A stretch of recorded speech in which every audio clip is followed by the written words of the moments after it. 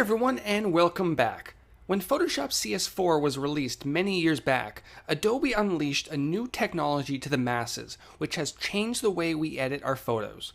Content-aware scale was introduced with Photoshop CS4, and the content-aware technology has been expanding ever since, with content-aware fill and content-aware healing in Photoshop CS5, and this year in Photoshop CS6, we saw the addition of the content-aware patch tool and the content-aware move tool.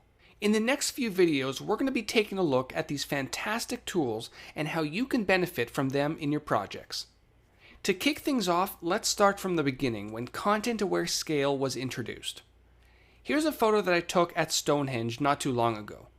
Let's pretend for a moment that I wanted to turn this landscape shot into portrait. What are my options? Well, first, the most obvious would be to grab my crop tool and crop out the size of this photo. While this definitely gives me a portrait image, I lose all the people walking in the background. What if I want to keep those people in the image? Okay, let's try scaling it. Before the image can be scaled, you must first convert the background into an editable layer. This can quickly be done by holding down your Option key on the Mac, Alt key on Windows, and double-clicking on the background layer.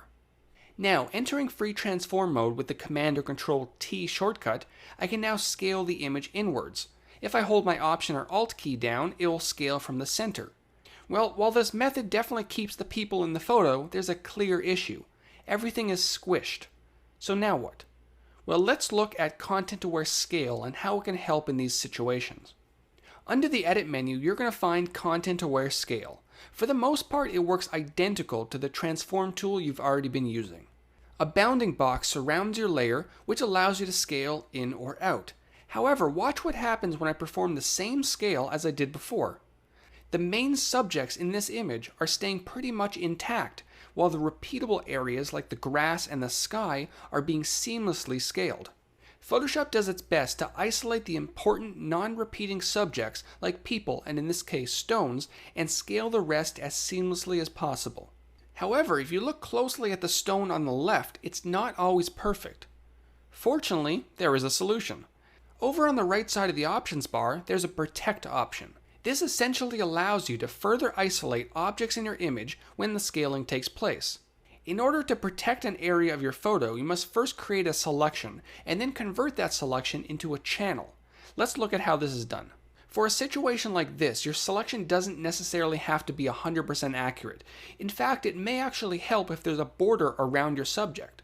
So to make this simple, I'm going to grab my polygonal lasso tool and create a very basic selection around the stones in the center of the image. Again, making sure to leave a little bit of room around the outside. Once a selection is complete, it now needs to be converted into a channel. Usually the Channels panel is docked with your Layers panel, but if for some reason it isn't, you can always activate it under the Window menu at the top. When your Channels panel is visible, the second icon at the bottom will convert your selection into a channel. It may also be a good idea to name this channel. Double-clicking on the current label will allow you to do just that. Now that that's done, make sure that the RGB channel is active and deselect the current selection with your Command or Control D shortcut. Good, now we can proceed with content-aware scale, which again is hiding under the Edit menu. This time, before you scale anything, go ahead and choose your new channel from the Protect dropdown. Now, scaling the image just like before, the area that was saved as a channel will now be protected from any funky algorithms, resulting in a much cleaner result. Let's look at one more quick example. Here's an image of a car. Assuming for whatever reason we wanted to stretch this car out to make it longer, the traditional transform tool definitely won't work too well. Notice when I scale it outwards, the wheels lose their roundness, which is pretty important if it actually wants to move. Let's try content-aware scale again.